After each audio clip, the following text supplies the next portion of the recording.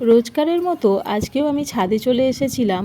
আর আমার এই টাইম ফুল গাছগুলোর মধ্যে প্রচুর কিন্তু ফুল ফুটছে, আর এসেই এখানে ফুল তুলতে আরম্ভ করলাম। কিছুদিন আগেই আমি একটা ফুলের রাখি বানিয়েছিলাম, আর আজকে ছাদে নয়নতারা ফুলগুলোকে দেখে মনে হলো কিছু একটা বানিয়ে ফেলা যায়। আর আমি ছাদ থেকে কিছু ফুল তুলে নিয়ে চলে এসেছি। কিছুদিন পরেই তো রয়েছে রাখি, সপ্তাহখানেক আর বাকি, হাতে বেশি টাইমও নেই। তো এই ফুলগুলোকে নিয়েই বসে পড়লাম রাখি বানাতে। রাখিগুলো কমপ্লিট হয়ে যাওয়ার পর দেখতে কিন্তু বেশ মিষ্টি হয়েছিল। আমি আজকে দুখানা রাখি বানিয়েছি। এই প্রথম রাখিটা সাদা একটা নয়নতারা ফুল, তার সাথে একটা লাল রঙের রঙ্গন ফুল দিয়ে বানিয়ে নিয়েছিলাম। নিজের গাছের ফুল দিয়ে নিজের হাতে এইভাবে রাখি বানিয়ে পরানোর মজাটাই আলাদা। প্রথম রাখিটা আমার কমপ্লিট হয়ে গেছে। দ্বিতীয় রাখিটা আমি বানিয়েছি সাদা একটা নয়নতারা ফুল আর একটা ডিপ পার্পেল কালারের নয়নতারা ফুল দিয়ে। এই দুটো রাখি আমি সুতো দিয়ে গেথে করেছি। তাহলে দেখছি যে মানে ফুলগুলো একে অন্যের থেকে সরে যাচ্ছে না, আর করতেও বেশ সুবিধা হচ্ছে। তো এইভাবেই রাখিটা বানিয়েছি। এই রাখিগুলো করতে কিন্তু বেশি সময়ও লাগে না। রাখির দিন সকাল সকাল উঠে যদি কয়েকটা রাখি এইভাবে বানিয়ে নেওয়া যায়,